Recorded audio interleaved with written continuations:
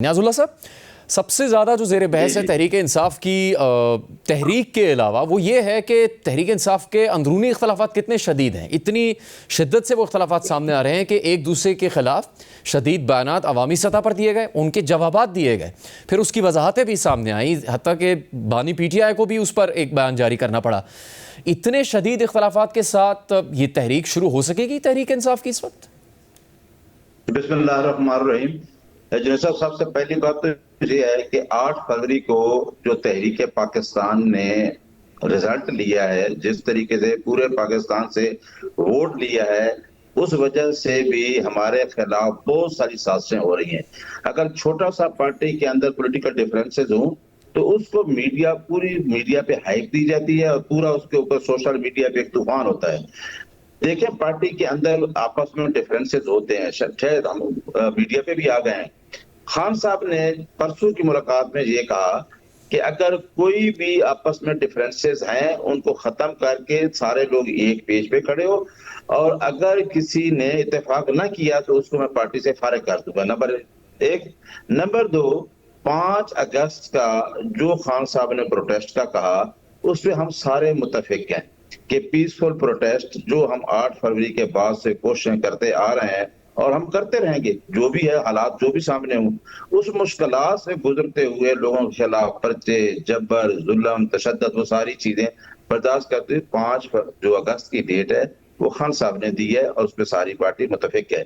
जहां तक आपने कहा कि किसी का बयान आ जाना, राजा सुलेमान अकरम साहब और जनरल सेक्रेटरी हैं जो प्रेस कॉन्फ्रेंस, उसमें लोगों ने बयान दिया कि 90 दिन का अली अमीन गंडापुर साहब ने कहा, लेकिन इस बात पे सबका इत्तेफाक है कि 5 अगस्त जो है वो हमारे प्रोटेस्ट की पीक होगी।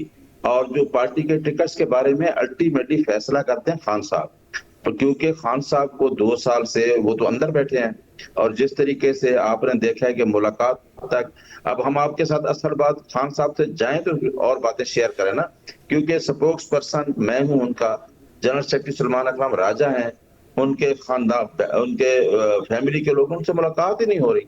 अब परसों जो लिस्ट थी उससे किसी आदमी की मुलाकात हुई।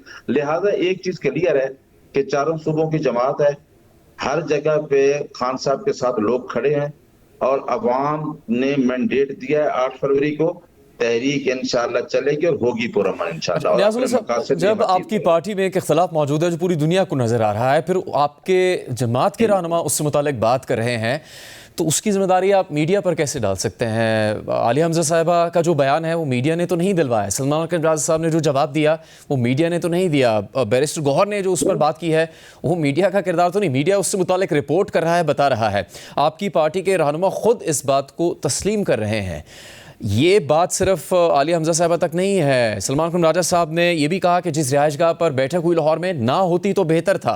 ये भी कहा कि ये फैसला वाज़ेह है कि तहरीक इंसाफ में किसी को सरमाया की बुनियाद पर टिकट नहीं दिया जाएगा। दिया गया है टिकट, तो ये हमने पैदा किया इख्तलाफ या खुद पार्टी के अंदर मौजूद है? अच्छा, मैं बताता हूँ इसका। मैंने अल्फाज ये कहे थे, देखे ना, चंद अल्फाज बोले ना तो उसको फिर उसकी रद्द बदल हो जाता है। मैंने कहा मीडिया पे हाइप क्रिएट हो रही है, बयानात को मैंने डिनाई नहीं किया। हर पॉलिटिकल लीडर अपने बयानात देता है और मीडिया उधर सामने खड़ा होता है। आपका तमाम मीडिया वहां जेल के सामने होता है, हर आदमी के सामने मीडिया लगता है, लीडरान जो भी है, तो अल्फाज के चुनाव में फर्क हो जाता है। लेकिन ये बात क्लियर की गई बाद में, आलिया हमजा को इमरान खान ने as a chief organiser Punjab बनाया है, हम उसकी रिस्पेक्ट करते हैं और वो बहुत मेहनत कर रही है और उसने लोगों को यूनाइट किया है। इसी तरह मुझे खान साहब ने तर्जमान बनाया है। अब जो स्टेटमेंट थी उस स्टेटमेंट के अंदर इतना फर्क था कि 5 अगस्त की डेट के बाद जी 90 दिन का उन्होंने कह दिया और आलिया हमजा का कह दिया कि जी आलिया हमजा ने वहां जाके उसको बुलाया नहीं गया।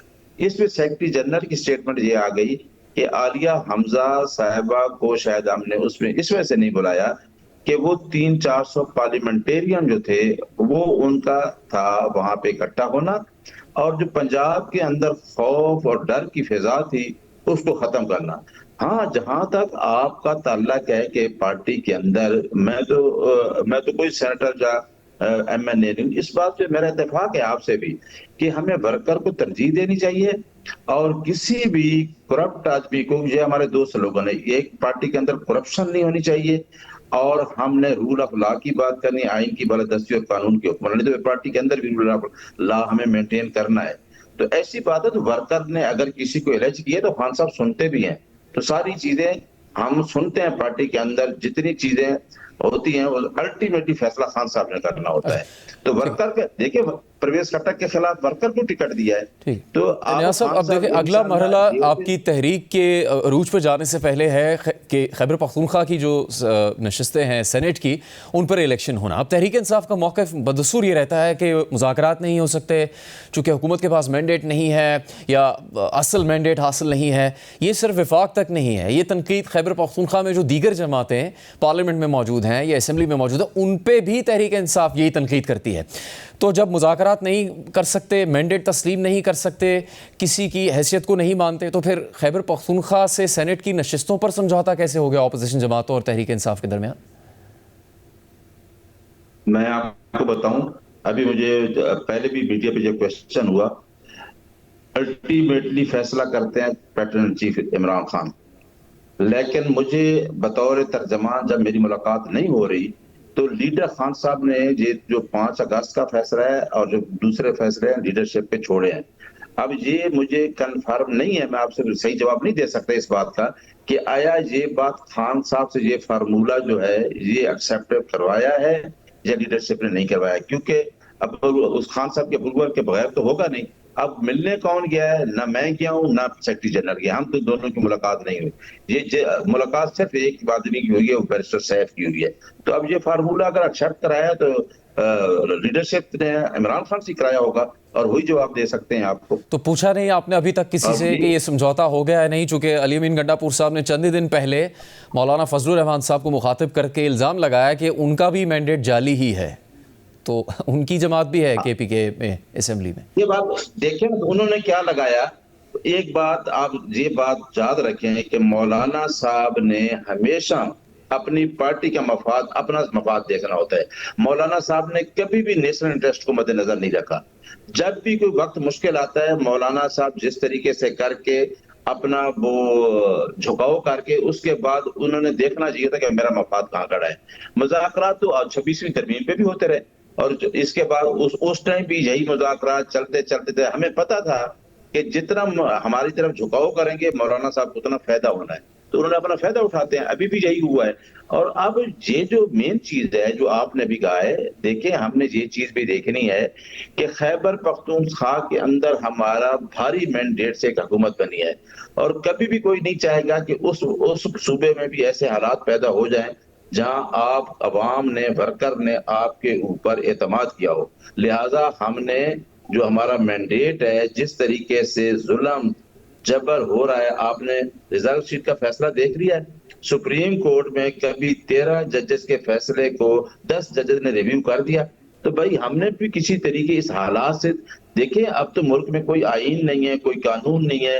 اس جو بلے والا کیس ہے اس میں موجود تھا، ہمارے اس بلے والے سمبل والے نیاز کیس میں صاحب، ہمارے کوئی ساتھ کیا باہر سے ہوا؟ نہیں کہہ رہا کہ آپ کے پی کے میں اپوزیشن جماعتوں سے معاہدہ نہ کریں یا سیٹ ایڈجسٹمنٹ نہ کریں، نہ کوئی یہ کہہ رہا ہے کہ مت کریں، نہ کوئی یہ کہہ رہا ہے کریں۔ آپ کی جماعت کر رہی ہے، اس پر آپ سے سوال کر رہے ہیں۔ جی جی، ہاں تو اس کا تو میں نے تو آپ کو بتا دیا کہ دیکھیں نا، میں نے تو آپ کو بتا دیا کہ خان صاحب سے میری ملاقات نہیں ہوئی۔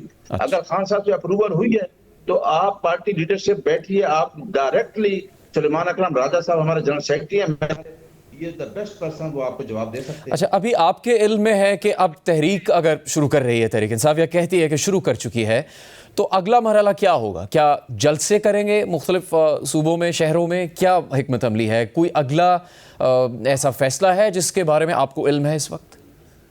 آپ نے ابھی اپنے پروگرام شروع کرنے سے پہلے دکھایا ہے جو ہمارے انفارمیشن سیکرٹری ہیں شیخ وقاص اکرم، میرا خیال ہے انہوں نے پورا لائحہ عمل دے دیا پارٹی کو کہ کس طریقے سے تحصیل لیول، کس طریقے سے آپ نے نیچے union council level, district level پہ لوگوں کو کس طریقے سے ویٹ کرنا ہے، اور لوگوں کو یہ سلوگن دینا عمران خان کی رہائی اور اپنا چوری شدہ مینڈیٹ، اور خاص کر 26 امینڈمنٹ کے خلاف۔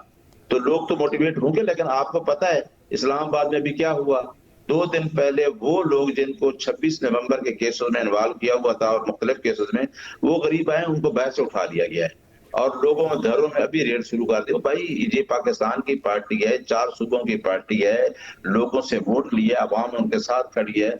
आप तो अवाम के नुमाइंदे ही नहीं, आप जिस तरीके से मुल्क को चला रहे हैं, महंगाई कर रहे हैं, किसान मर रहा है, शुगर माफिया आ गया है, हर चीज आपने सामने कर दी है।